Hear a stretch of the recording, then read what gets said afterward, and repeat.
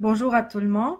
Comme j'avais annoncé dans le groupe sur la page, je reviens comme chaque vendredi avec un nouveau sujet de discussion.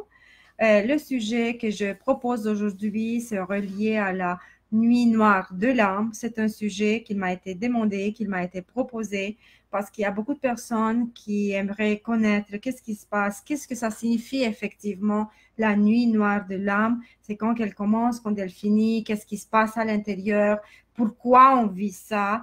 Il y a beaucoup de questions qui tournent autour de ce sujet. Et c'est pour ça que je reviens sur la page pour vous proposer ce sujet et donner quelques commentaires, quelques clarifications et j'espère vous aider. Mais avant de commencer, effectivement, j'aimerais bien me présenter. Mon nom est Ginestra, je suis empathe intuitive et accompagnatrice émotionnelle holistique. Et c'est moi la personne qui gère la page et qui publie des articles, des pensées, de belles pensées et qui essaie de donner des solutions, des stratégies, des exercices à ceux qui sont en recherche de leur soi, de leur personne, de leur être. Donc, je vois qu'on a déjà deux personnes. Si vous voulez me dire bonjour pour savoir c'est qui, vous pouvez me voir. Moi, je ne sais pas c'est qui là-bas. Et je vous avoue, toujours facile de parler comme ça en direct parce que moi, je suis par ma nature une personne introvertie. Donc, parfois, je dois faire des efforts pour sortir de ma zone de confort. Mais je considère que c'est un travail qui je dois le faire. Bonjour Myriam, bonjour. Bonjour Karine, je suis contente que vous êtes là et si vous avez des questions pendant que moi je parle, s'il vous plaît, posez vos questions. Ça va me faire beaucoup de plaisir de répondre à vos questions et donner le plus possible de clarifications sur ces sujets assez intéressants qui traitent de la nuit noire de l'âme. Alors, je me lance. Cette atteinte, je vous ai dit qu'en choisissant ce sujet et pensant à qu'est-ce que... Bonjour Mirella, bonjour, tu es là. Bonjour. En pensant à qu'est-ce que moi je pourrais vous apprendre en 30 minutes sur une émission comme ça en 30 minutes sur un sujet. Bonjour Marinella, bonjour, je suis contente que tu es là. Qu'est-ce que moi je pourrais vous enseigner en 30 minutes sur un sujet tellement vaste, tellement complexe, qui touche directement les personnes qui connaissent l'éveil. Ça a été un défi pour moi parce que j'ai dû faire une sélection des informations pour les donner celles qui sont les plus accessibles et qui s'appliquent directement à votre vie et qui vous pouvez, des informations que vous pouvez plus facilement reconnaître. Donc, s'il vous plaît, si vous pensez que qu'est-ce que moi je dis, c'est pas assez clair, posez-moi la question, je vais reformuler. Comme je vous ai dit, c'est un sujet assez complexe. Je commence par vous dire que nous, les êtres humains, comme je le dis toujours, et c'est ça que j'aime beaucoup pour nous, les êtres humains, que nous sommes des âmes qui s'incarnent dans un corps terrestre, qui choisissent de vivre une expérience terrestre et qui choisissent leur famille, leur nationalité, leur vie, le destin, tout est choisi. Et maintenant, si on passe de cette étape, on va un peu plus loin, on peut dire que chaque période dans notre vie, comme âme incarnée dans un corps terrestre, sont des hologrammes, sont des hologrammes. Par exemple, sont comme des dimensions, sont des dimensions. Par exemple, notre enfance, c'est une dimension, c'est l'hologramme de l'enfance. Notre adolescence, c'est une autre hologramme, c'est la dimension de l'adolescence, de l'âge jeune, des jeunes adultes, de l'adulte, de la maturité. Chaque période sont des moments, des périodes de notre vie sont des hologrammes. Et nous, on vit ces hologrammes. Qu'est-ce que c'est très important de comprendre? Que tous ces hologrammes, ils existent en même temps. Parce que si on peut aborder le sujet de la physique quantique qui nous dit que le temps n'existe pas, qu'on est dans un perpétuel moment présent, tous ces moments que nous, on a créés, par exemple, notre enfance, notre adolescence, notre jeunesse, ne sont que des hologrammes qui existent en même temps avec les autres hologrammes. Imaginez, pour que ça soit un peu plus clair à imaginer, imaginez une maison avec plusieurs pièces. La maison, elle a un emplacement concret, elle est là. Et on ne peut pas séparer les chambres pour dire cette chambre, elle n'existe plus, elle existe là-bas. Non, toutes les chambres existent en même temps dans la même maison, juste que dans chaque maison, chaque pièce de la maison, chaque chambre, elle est meublée d'une manière différente et elle a une utilisation différente. C'est la même chose avec nous. Imaginez, on a la chambre de l'enfance, la chambre de l'adolescence, la chambre de la jeunesse, la chambre de la 20 ans, trentaine, quarantaine, cinquantaine. Vous comprenez, tous sont des chambres qui existent en même temps. Qu'est-ce qui se passe? La nuit noire de l'âme, c'est le moment de, c'est l'espace effectivement de transition d'un hologramme à un autre. La plupart des transitions jusqu'à un certain âge, ça se produit d'une manière linéaire. D'autres fois, si vous allez bien regarder dans votre passé, les différentes transitions, par exemple la transition de l'âge de l'enfance à l'adolescence, de l'adolescence à l'âge adulte, se manifestent de petites crises, surtout l'adolescence, surtout le passage de l'adolescence de l'enfance à l'adolescence et de l'adolescence à l'âge adulte. Mais par la suite, ce sont des petites crises qui ça se passe. Pourquoi? Parce que c'est un espace entre les deux hologrammes qui s'est produit et c'est un moment de pause. Quand on dit, OK, j'étais enfant, maintenant je suis adolescent. OK, j'étais adolescent, maintenant je suis adulte. Et ça change notre comportement, ça change notre manière de penser, ça change toutes les dimensions de notre vie parce qu'on évolue, on évolue. Maintenant, si on regarde qu'est-ce qui se passe, l'âme, à un certain point dans son évolution, choisit l'éveil. Et d'habitude, cet éveil se produit un peu plus tard dans la vie, à partir de 30 ans, mais avec des exceptions, parce que maintenant, sur la planète, existent les enfants indigo, les enfants cristal, les enfants arc-en-ciel, qui connaissent le réveil très, très tôt. J'ai connu des enfants à 20 ans pleinement conscients, pleinement dans l'éveil. C'était des êtres extraordinaires. Bonjour Alyosha, bonjour. C'est vraiment ces enfants, et je suis certaine que même certains de vos enfants sont ce type d'enfants très éveillés, de petit en petit âge, en bas âge, ils vous disent des choses qui disent waouh, c'est pas possible que mon enfant de 10 ans me dise des choses comme ça. Ce sont tous des enfants spéciaux. Mais moi, je parle de nous, les anciennes générations qui sont dans la trentaine, quarantaine, cinquantaine, qui connaissent cet éveil plus tard dans la vie. Et quand ça se produit l'éveil, c'est l'éveil, ça se produit cette énorme transition, cet énorme espace entre la vie d'avant et la vie d'après. Et l'espace qui est entre la vie d'avant et la vie d'après, c'est la nuit noire de l'âme.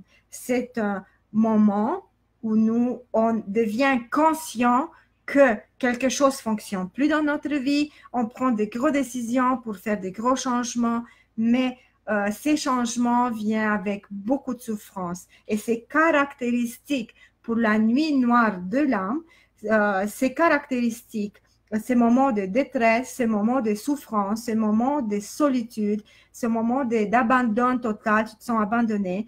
Et c'est la période dans notre vie quand on est le plus prédisposé pour faire de grosses dépressions, quand on trouve que notre vie n'a aucun sens, mais nous entrons dans cette période de la nuit noire de l'âme, poussée par notre âme qui choisit un nouveau chemin dans la vie, qui disent la vie d'avant, ça ne me convient plus, je veux changer de direction. Et nous, on se sent tellement déboussolés et tellement perdus dans cette période, dans ce tunnel de la nuit noire de l'âme, parce que c'est quelque chose complètement inconnu pour nous. On prend une route qu'on n'a jamais prise, on prend une route que c'est personne qui nous a donné des repères ou des indices. Qu'est-ce qu'on va trouver sur ce chemin, sur cette route, et on se pose des gros questions existentielles. C'est le moment quand on découvre que on a des blocages, mais on ne sait pas quels sont nos blocages. C'est là le moment quand on dit Je peux plus me supporter moi-même, l'ancienne moi, je peux plus le supporter. Je veux quelque chose de nouveau. C'est le moment quand tu fais des efforts désespérés pour trouver un nouveau sens à ta vie et tu veux trouver un autre sens à ta vie, une autre dimension à ta vie. Euh, et c'est ça qui ça se passe dans la nuit noire de l'âme. Mais une fois que tu es rentré dans cette période peut durer indéterminée et tu ne peux pas la provoquer. Tu ne peux pas dire, OK, maintenant je vais rentrer dans la nuit noire de l'âme et tu ne peux pas dire, maintenant je veux sortir de la nuit noire de l'âme. Vous comprenez? C'est impossible parce que tout ça sont déclenchés, sont des mécanismes intérieurs provoqués et organisés, harmonisés par notre âme qui prend ce chemin du changement. On peut pas décider. Et il y a beaucoup de personnes qui, par exemple, pour moi, je donne juste mon exemple, quand j'ai entré dans la nuit noire de l'âme, j'étais pas du tout consciente que je suis dans la nuit noire de l'âme. Et je suis certaine que 97 personnes sur cette planète qui connaissent l'éveil et qui se trouvent dans la nuit noire de l'âme ne sont pas conscientes que se trouvent là-bas. Juste les symptômes, ils vont sentir juste les signes et les symptômes. Je ne suis pas bien, je suis dépressive, je ne suis pas à l'aise, je veux. Et ça vient avec un énorme désir de changer ta vie au complet. C'est le moment quand ça se produit le plus grand nombre de divorces, de séparations, déménagements. Tu changes de ville, tu changes de cité, tu changes de pays, tu changes qu'est-ce que tu veux. C'est la période quand ça change. Tu veux un changement au niveau professionnel et tu fais même un changement de carrière. Et je peux vous le dire pour moi parce que moi, je l'ai fait un énorme changement de carrière à 38 ans. J'avais 38 ans quand je retournais à l'université pour faire une maîtrise en études littéraires. Qu'est-ce que moi j'aime et qu'est-ce que ça me passionne. Mais je vous ai dit, l'impulse de changer était tellement puissant que malgré le fait que tout était contre moi, j'étais seule avec 2 enfants, j'ai travaillé 40 heures semaine en plein. Elle me disait quand je vais avoir le temps d'aller le soir à l'école, qui va s'occuper de mes enfants, comment je vais arriver à faire mes devoirs parce qu'une maîtrise est extrêmement demandante. Qu'est-ce que je veux faire, comment je vais me débrouiller. Mais il y avait toujours cette voix qui me disait non, peu importe qu'est-ce qui va se passer avec toi, lance-toi, plonge dans l'inconnu parce que quelque chose va se passer. Et en effet, j'ai pas résisté à cette voix et je me suis laissée emporter et j'ai fait confiance et je suis hyper contente de l'avoir faite, malgré le fait que j'avais tout pour me dire, fais pas ce mouvement. Mais j'étais déjà dans la nuit noire de l'âme. J'avais pris ce chemin de l'inconnu dans toutes les directions de ma vie, dans tous les aspects de ma vie, et j'avais besoin de prendre aussi un changement professionnel. Donc, analysez bien votre vie pour voir est-ce que vous êtes dans la nuit noire de l'âme, vous n'êtes pas dans la nuit noire de l'âme, parce que c'est un moment décisif dans votre vie. C'est l'espace quand vous faites une pause entre les anciens hologrammes, vous laissez les anciens hologrammes du passé, vous le laissez à côté, vous rentrez dans quelque chose d'inconnu. C'est cet espace de pause où ça se produit d'énormes changements et des transformations dans tout ce que vous êtes, dans tout ce que vous faites, dans tout ce que vous pensez. Faites une petite analyse. Et je vous dis pourquoi. C'est extrêmement important de connaître, de devenir conscient que vous êtes dans cette période. Parce que quand vous connaissez, quand vous êtes conscient que vous êtes dans cette période, la souffrance, l'angoisse, le stress, la dépression, tout ça, elle prend une autre dimension dans ta vie. Parce que tu dis, oui, je vis tout ça parce que je suis en train de devenir un papillon. Vous savez, la larve, le mille-pattes qui est dans le cocon et qui devient le papillon. Donc, la nuit noire de l'âme, c'est effectivement le cocon quand ça se produit, les changements à l'intérieur. Analyser parce que par la suite, quand vous êtes conscient que vous vous trouvez dans cette période, ça va être beaucoup plus facile pour vous de gérer la lourdeur et la difficulté avec lesquelles vous êtes confrontés pendant cette période. C'est très, très important de prendre connaissance à qu'est-ce qui se passe. Maintenant, je veux revenir un peu à ces hologrammes, comme je vous disais. Parce que nous, comme je vous ai dit, tout est dans cet hologramme, c'est tout dans ces chambres qui se trouve. Et pendant la nuit noire de l'âme, quand on a ces moments d'incertitude, de confusion, de tout ça, nous, on est plongé continuellement, on est des visiteurs dans cette maison, mais on est des somnambules dans cette maison parce qu'on se promène toujours d'une chambre à l'autre, d'une chambre à l'autre, d'une chambre à l'autre. Ça veut dire que tu vis dans ton présent, mais tu es toujours plongé dans ton enfance, dans ton adolescence, dans tes crises de jeunesse, dans ton mariage qui n'a pas fonctionné, dans ta relation avec tes parents. Et toi, tu les actives d'une manière consciente.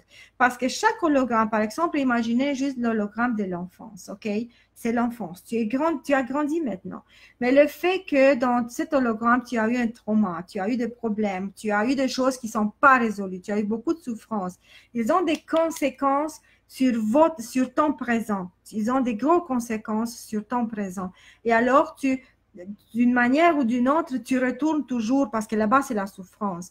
Et alors, tu actives toujours ces hologrammes à la place que sont des chambres fermées à clé et oubliées, sont toujours aérées, sont toujours ouvertes, tu peux te promener à l'aise.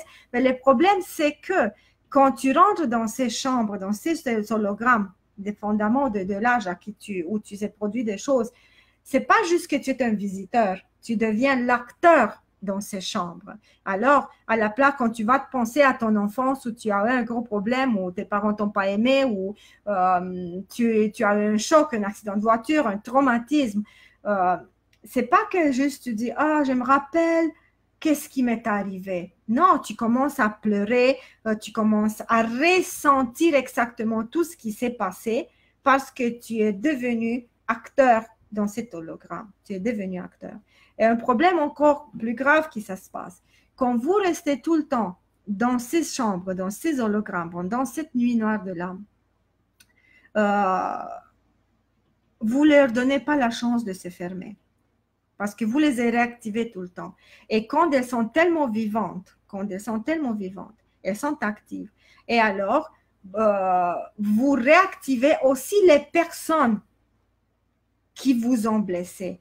Parce que moi, je vois des personnes de 30 ans qui me disent toute ma vie, j'ai rencontré des personnes qui m'ont blessé. Toute ma vie, j'ai rencontré des personnes qui m'ont déçu, qui m'ont trompé, qui m'ont fait ci, ça. Mais quand tu descends à la racine, tu vois que cette personne, elle vit dans la chambre de la souffrance, de son échec, de l'enfance, de ses amours perdus. Elle a une chambre, un hologramme très actif de souffrance qui est toujours là, qui est toujours là. Alors, c'est sûr, tu vis dans cet hologramme. Et le temps que tu ne le fermes pas, tu les actives toutes les personnes qui ont la même vibration que toi à ce moment-là. Et alors, tu peux te poser 1000 fois la question, pourquoi il m'arrive tout ça? Parce que je suis une bonne personne. Moi, je te dis tout simplement, la réponse est parce que tu vis dans cet hologramme, tu vis à cette vibration de souffrance et tu ne les as pas fermées. Alors, c'est sûr et certain que tu vas attirer, tu vas activer dans ta vie des personnes qui ont la même fréquence, qui vont continuer à te blesser à répétition, à répétition. Tu ne peux pas échapper.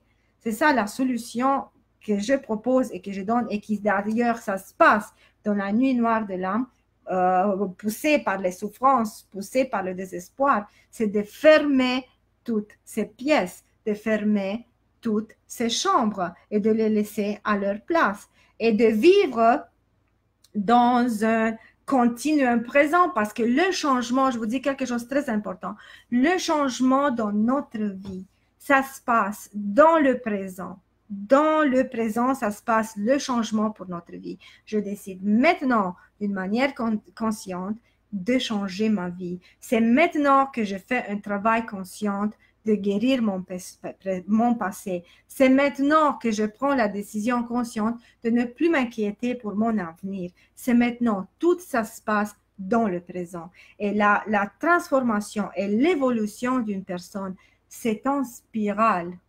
C'est en spirale. Plus tu descends, ici tu as une chambre, tu la fermes, tu vas dans la spirale suivante, tu vas dans la spirale suivante, tu vas dans la spirale suivante. Et tu peux reculer, mais tu ne reviendrais pas au moment où tu es parti. Vous comprenez? Tu vas revenir jamais là-bas où tu étais. Parce que là, tu as guéri quelque chose. Et le moment quand tu as le sentiment que tu n'avances pas, c'est le moment de repos. C'est le moment quand tu vas processer l'information. mais c'est une spirale. Et plus tu prends des décisions conscientes de guérir, plus tu prends des décisions conscientes de avancer dans ta vie, plus tu avances dans la nuit noire de l'âme. Et parce que les chambres qui étaient derrière toi avec blessures et tout ça, tu les laisses. Tu prends de plus en plus de décisions conscientes de changer ta vie. Et par exemple, juste prenez l'exemple que toute ta vie, pour aller au travail, tu as pris un certain chemin, le chemin qui prenait à gauche. Dans la nuit noire de l'âme, tu vas prendre la décision consciente de prendre le chemin à droite pour arriver à ton travail. Donc, tu fais un changement radical. Et je vous dis, ce chemin à droite, ça peut nous faire peur parce qu'on ne sait pas qu'est-ce qui se passe. Quand nous, on est habitué, le chemin à gauche, toujours, on connaît chaque coin, on connaît chaque coin de rue, chaque stop, chaque arrêt, on connaît chaque feu rouge, on connaît les piétons, les magasins, les passants, on connaît tout, tout, tout. Et même si c'est pas bien, même si peut-être c'est un chemin plus lent, plus difficile, plus aggloméré, mais on est habitué, on se sent en sécurité.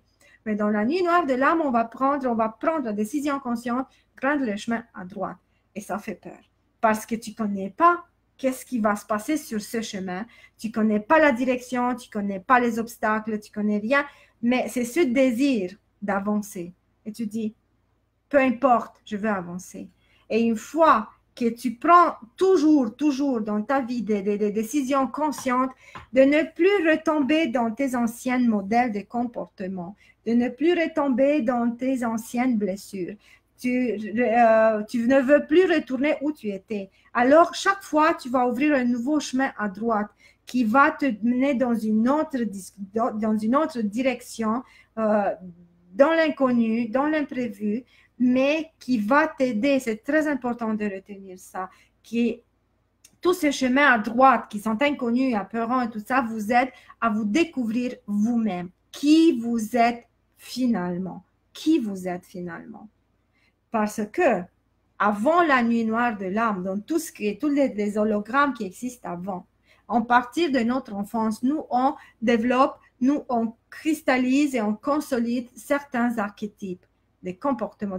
Les archétypes sont des modèles de comportement. On a, surtout pour l'enfant, c'est l'enfant invisible, l'enfant abandonné, l'enfant adulte, l'enfant victime, l'enfant martyrisé, l'enfant extraterrestre. Il y a beaucoup. Et il y a d'autres archétypes pour les femmes. Il y a d'autres archétypes pour les hommes, des sauveurs. Il y a énormément une palette d'archétypes extrêmement puissante, extrêmement variée. Et avant la nuit noire de l'âme, tous ces archétypes, tous ces modèles comportementaux qui nous gardent dans la souffrance, dans le désespoir, dans la répétition des mêmes erreurs, nous gardent prisonniers. Et dans la nuit noire de l'âme, on rentre avec tous ces bagages. Mais en ouvrant toujours de nouveaux chemins à droite, nous, on prend conscience de ces archétypes, on prend conscience de ces modèles de comportement et on essaie de les désactiver un à un. On ne sait pas quand on va sortir de la nuit noire de l'âme. Ça dépend du travail conscient qu'on fait sur nous. Et je vous dis, le plus grand piège qu'on peut avoir, c'est de dire, maintenant, je ne suis plus dans la souffrance. Maintenant, je ne suis plus dans la nuit noire de l'âme. Maintenant, tout c'est fini, ma vie est parfaite. Ça, c'est le plus grand piège. Quand vous dites comme ça veut dire que vous êtes pleinement en la nuit noire de l'âme. Parce que la sortie de la nuit noire de l'âme, ça se fait d'une manière tellement douce que tu sens même pas que tu es sorti de là. Et tu penses même pas de te poser la question, est-ce que je suis encore dans la nuit noire de l'âme ou non? Tout simplement, tu sens que c'est comme... Mais tu ne réalises pas que tu es sorti de la nuit noire de l'âme. Parce que les choses commencent à se replacer dans ta vie. Tu as plein d'énergie, tu as envie de changer beaucoup de choses, tu as déjà changé des choses, même si ce n'est pas fini, mais tu as pris un nouveau chemin dans la vie, tu te sens différente. Et là, tu sens, c'est là les symptômes et les signes que tu es sorti de la nuit noire de l'âme. Ce n'est pas d'une manière consciente quand tu vas dire « je ne suis plus dans la souffrance ». Parce que la souffrance, ça fait partie de notre existence. La souffrance fait partie de notre vie. Mais qu'est-ce que va changer après la nuit noire de l'âme? Ça va changer pas la souffrance, mais ça va changer notre manière de voir la souffrance, notre manière de réagir devant la souffrance, notre manière d'interpréter les leçons que la souffrance nous envoie. Et c'est ça l'énorme changement dans ma vie, et dans la vie de ceux qui ont traversé cette période et qui ont sorti. Parce que maintenant, je ne peux pas dire que dans ma vie, j'aurai plus de souffrance et que je n'ai plus ou que il n'y en a pas de situations qui me rendent angoissée, même en colère parfois, parce que le fait que je ne me laisse jamais porter jusque-là. Ma vibration est assez élevée pour ne pas me laisser porter dans la colère. Pour moi, quand j'ai des situations bouleversantes, ça se manifeste plus dans la tristesse, pas dans la souffrance ni dans la colère, c'est plus dans la tristesse. Mais chaque fois quand je rencontre une situation de ce genre dans ma vie, je m'assois et je ne me laisse pas absorber dans ce problème. Et je m'assois et je dis, qu'est-ce que je dois apprendre de qu'est-ce que je vis? Et vous savez, quand tu poses les choses de cette manière, quand tu poses cette question, tout change. C'est une nouvelle dimension que tu donnes à ta souffrance, que tu donnes à ta vie, que tu donnes à tout ce que tu as donné. J'ai une question, Karine me dit, comment fermer cet hologramme? C'est une très bonne question, Karine. Et s'il vous plaît, si vous avez d'autres questions, profitez, moi je suis là, je veux répondre avec beaucoup de plaisir. Cet hologramme, par exemple, sont des hologrammes, par exemple, je donne l'hologramme de notre enfance quand il nous est arrivé quelque chose, ou même plus tard. Donc, les hologrammes, je veux vous dire quelque chose. Dans notre vie, on a plusieurs dimensions, donc plusieurs hologrammes. Mais nous, on fréquente le plus souvent, pas les hologrammes où on était bien dans notre vie, c'est vraiment éblouissant ça. On visite souvent les hologrammes de la souffrance. Donc, chaque fois que dans votre vie, vous avez eu des périodes de souffrance, vous retournez toujours dans les périodes de souffrance. Jamais ou très peu dans les hologrammes où vous avez eu une vie bien, vous étiez bien. OK? Parce que les moments quand vous étiez bien, ils ne vous ont pas bouleversé comme vous ont bouleversé les moments de souffrance. Alors, les hologrammes, prenez conscience. Les hologrammes très actifs sont les hologrammes où vous avez souffert. Et alors, pour fermer ces hologrammes où vous avez souffert, vous devez entrer là-bas d'une manière consciente. Vous posez les questions, qu'est-ce qui s'est passé exactement à ce moment dans ma vie? Quelles sont les blessures que moi j'ai eues pendant cette période? Quels sont les modèles comportementaux que moi je développais? Quel archétype j'ai développé pendant cette période? Et surtout, extrêmement important, quelles sont les croyances que j'ai développées dans cette période de ma vie? Parce que je vous dis quelque chose, les croyances que nous, on développe pendant les périodes difficiles de notre vie, elles sont toutes refoulées dans notre inconscient et elles conduisent toute notre vie. Toutes. Je peux vous garantir, toutes. Et la manière de guérir, de fermer ces hologrammes, c'est de guérir cette période dans votre vie. Et elle se manifeste en déblocage dans votre vie. Il faut aller là-bas, il faut confronter, il faut ouvrir cette porte de souffrance, mais pas juste pour devenir victime de nouveau à répétition, mais pour rester comme des témoins conscients et de dire, je veux guérir cette partie de ma vie, je veux guérir cette période de ma vie, je veux passer à d'autres choses. Et quand tu prends les choses en main d'une manière consciente, là, les choses commencent à changer de perspective, tu changes à changer de perspective et l'hologramme, tranquillement, par le travail de guérison que tu fais, l'hologramme se ferme. Et il est tellement fermé que je vous dis, même quand tu te rappelles, c'est comme, oh, mais je me rappelle plus tellement bien, ou c'est quand quelqu'un t'a dit, ah oui, c'est vrai, c'est ça qui s'est arrivé, ça te touche plus. Et les souvenirs qui autrefois te hantaient étaient tellement vivants, et tellement pleins en toi et qui ne te laissaient pas dormir. C'est la colère et la frustration et la souffrance et la tête qui tournait de tous les côtés. Tout ça va disparaître. Et tu dis, ah ouais, c'était une expérience de ma vie. Et tu vas regarder comme quelqu'un tellement détaché parce que tu as fait tout ce travail de guérison, tu l'as fait. Alors l'hologramme se ferme. Et tu vis dans un continuel présent. Et je vous dis, plus tu fais un travail de guérison sur toi, plus ta vibration va monter. Et les personnes qui vivaient dans l'hologramme de la souffrance, elles vont plus, tu les actives plus, elles pourront plus te toucher. Ça va être comme ça, différent. Toi, tu vas être là et les autres vont être en bas. Et tu vas constater tout de suite au travail, tu auras, je dis pas que tu auras plus de collègues qui vont te faire des problèmes ou des soucis ou des choses comme ça, mais ça va plus t'affecter, tout simplement. Et je vous le dis, je l'ai fait sur moi, je l'ai constaté sur moi, je l'ai expérimenté sur moi. Ça te touche plus, ça te blesse plus, qu'est-ce qu'ils disent, parce que les blessures sont fermées. Et en plus, il ne faut pas oublier que chaque personne qui vous fait un commentaire méchant, qui vous blesse, qui vous dit quelque chose qui vous dérange, en fait, il ne parle pas de vous. S'il vous plaît, retenez ça dans votre vie. Il ne parle pas de vous. Il parle d'eux-mêmes. Ce sont leurs blessures qu'ils vont le mettre sur vous. Ils se sont. C'est l'effet miroir. Et c'est très important d'apprendre à lire les miroirs des autres. Et quand tu apprends à lire les miroirs des autres, quand tu fais un travail de guérison, quand tu travailles sur ton ego, tout ce que les autres font, ça va plus te toucher parce que toi, tu vas dire, je les aime d'une manière inconditionnelle parce que je réalise que le mal qu'ils m'ont fait, ça n'a pas rapport avec moi, ça a rapport avec leurs propres blessures. C'est très important de retenir cet aspect. Donc, pour répondre, Karine, encore une fois, pour clore la question, le hologramme, tu vas le fermer quand tu vas faire un travail conscient de guérison. Tu retournes là-bas, tu guéris le tout, tu fermes la pièce, tu fermes cet hologramme de ton moment enfance, adolescence, jeunesse, peu importe. Et là, tu continues. Et tu continues à grandir dans le présent. Parce que tout ça se passe dans le présent.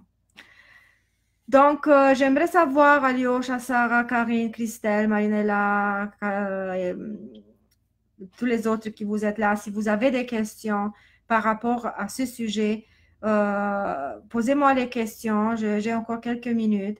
Là, le sujet est extrêmement vaste. Je pourrais parler 50 heures et vous donner 2 milliards de détails et stratégies et encore des discussions parce que c'est très complexe, extrêmement complexe, parce que ça tient de tout notre comportement, ça tient de toute notre inconscience, ça tient de tous nos mécanismes enfuis, de tout ce que nous, tous nos automatismes, croyances et tout ce que nous sommes, mais d'une manière inconsciente. Et quand tu rentres dans la nuit noire de l'âme, tout ça s'active, tout ça commence à se dissiper, tous les mécanismes commencent à se désactiver. Je vous dis, pourquoi c'est tellement souffrant?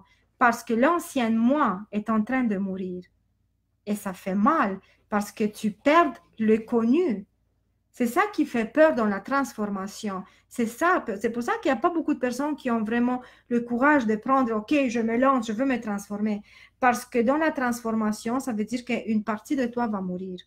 Une partie de toi, une partie qui souffrait, une partie qui voulait plus vivre la même vie, elle va mourir. Et tu as peur de perdre ce connu de la transformation, c'est ça. C'est pas la peur de l'inconnu, c'est la peur de perdre les connus. Et c'est ça qui nous bloque, c'est ça qui ne nous laisse pas avancer sur le chemin de l'évolution personnelle, sur le chemin de transformation. Parce que je vous dis, oubliez jamais, vous n'êtes pas vos histoires, vous n'êtes pas votre souffrance, vous n'êtes pas vos parents, vous n'êtes pas vos enfants, vous n'êtes pas un personnage voué à souffrir, vous n'êtes pas une victime, vous êtes des êtres magnifiques, des êtres de lumière qui sont ici pour vivre des expériences extraordinaires, pour apprendre, grandir et aimer. Et qui méritent une vie remplie d'amour, bonheur et abondance. C'est ça notre destin dans la vie. Si vous vivez toutes les autres choses, je vous dis que non. Vous devez prendre une décision consciente de changer la direction de votre vie parce que tout ça, le bonheur, l'amour, l'abondance, c'est l'héritage, c'est votre héritage d'âme, des êtres, des parties de Dieu, des flammes, de l'étincelle divine. C'est ça notre destin. C'est l'ego blessé qui nous garde dans la souffrance, dans la victime, dans la peur des autres, dans la faible estime de soi, confiance en soi et tout ce qui vient avec. Donc, c'est ça notre petite discussion pour aujourd'hui. Oui, ok, j'ai quelques commentaires. Ok, donc, après avoir fait un travail sur soi, comment savoir si on est guéri de nos blessures? Tu sais quand tu sais que tu es guéri, quand effectivement tu regardes ton passé d'une manière extrêmement détachée, extrêmement détachée. Tu rencontres ta mère et ton père et tes frères et tu t'assois à la table pour Noël. Et même si, par exemple, disons que tu as eu une relation difficile avec toute ta vie, tu le regardes avec les yeux d'amour et tu dis, peu importe qu'est-ce qu'il dit, ça me touche plus, ça me blesse plus. Quand tu vas aller au travail et tes collègues de travail vont te faire une remarque blessante ou un commentaire déplaisant, tu vas dire, ça me touche plus. Peut-être que je fais des erreurs, oui, j'ai pas bien fait quelque chose dans mon travail, mais je veux me corriger, je veux me perfectionner, je veux apprendre plus. Mais la remarque telle qu'elle, elle va plus te toucher. Tout simplement, elle va plus te toucher. Parce que c'est ça.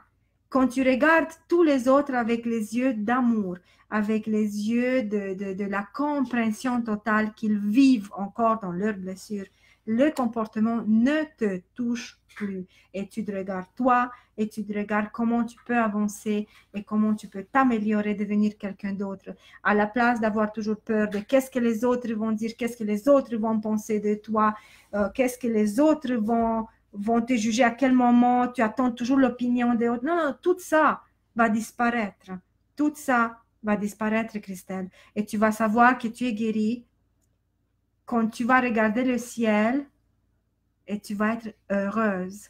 Juste parce que tu vois un coucher de soleil, un lever de soleil ou une fleur dans le jardin et tu vas sentir le bonheur sans rien d'autre, sans attendre rien de personne, sans que les autres te donnent. Et quand tu donnes l'amour sans demander rien en échange, et tu vas être pour être et tu vas faire tout ce que tu fais pour le faire, et tu connais un amour total et parfait par toi-même. C'est ça le moment quand tu es complètement guéri.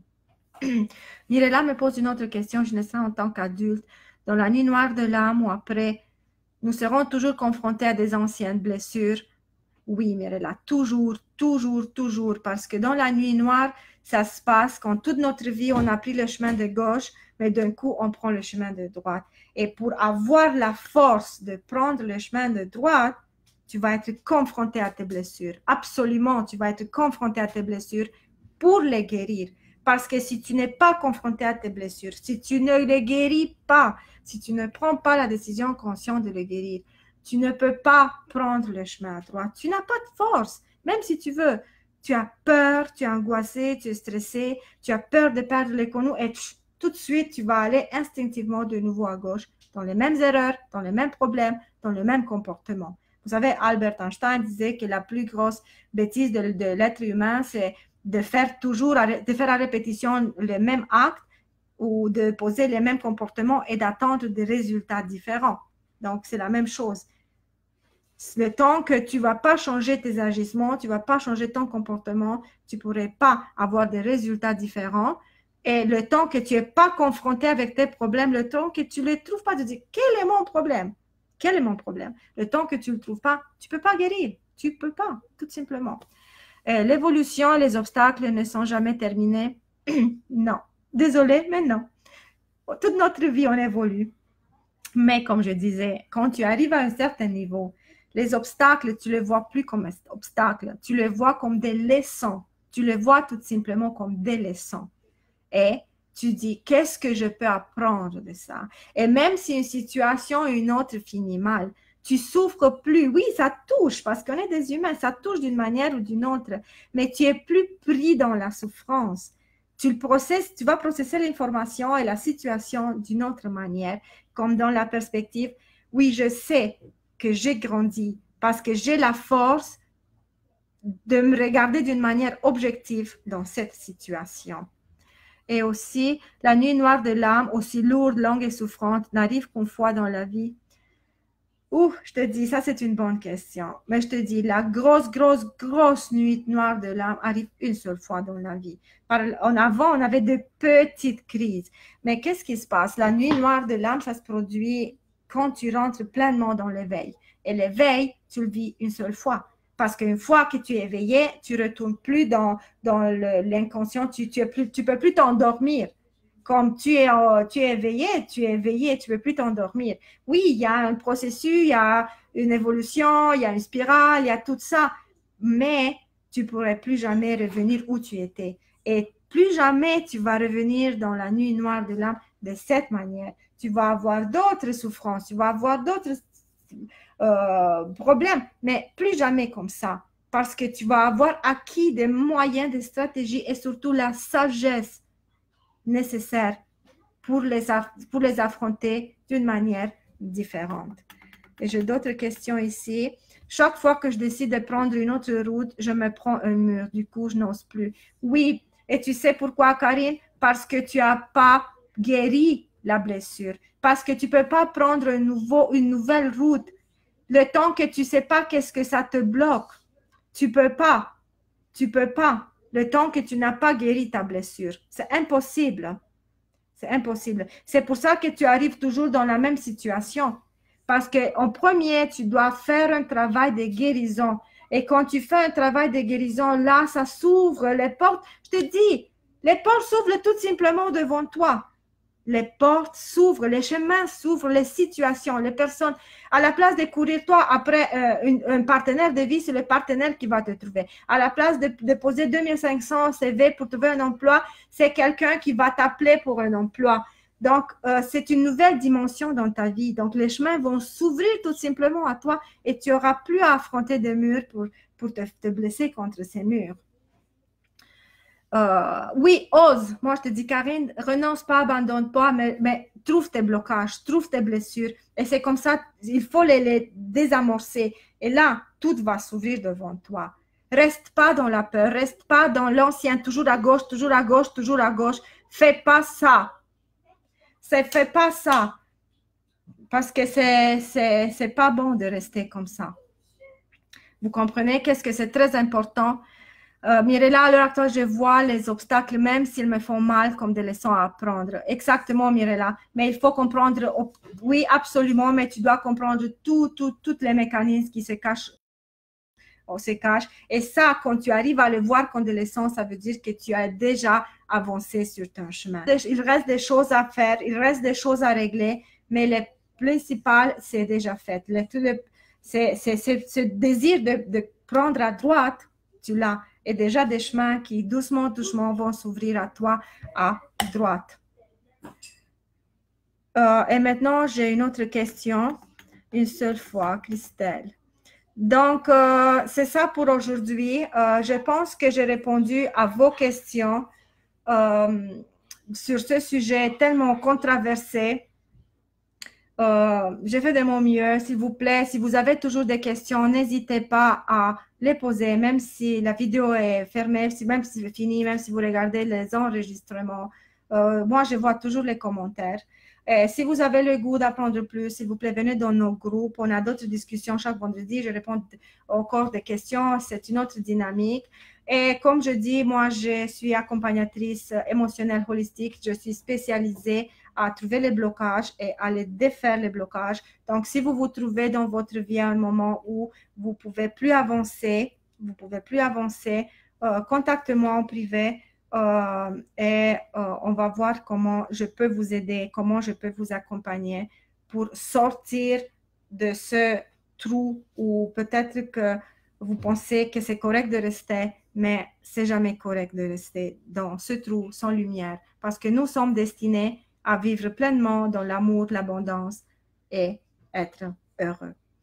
Alors, c'est tout pour aujourd'hui. Je vais revenir la semaine prochaine avec un autre sujet. Merci Mirella. Oui, absolument. Avec de l'aide, c'est plus facile. Et vous savez pourquoi je dis? Parce que nous, comme je le dis toujours, on a besoin de miroirs pour se voir. Si on a besoin de miroirs pour voir notre visage, on a besoin des autres pour voir nos blessures parce que toute seule, on dit toujours on est bien, on est correct. Je souffre un peu, mais je ne sais pas pourquoi. On ne peut pas se voir.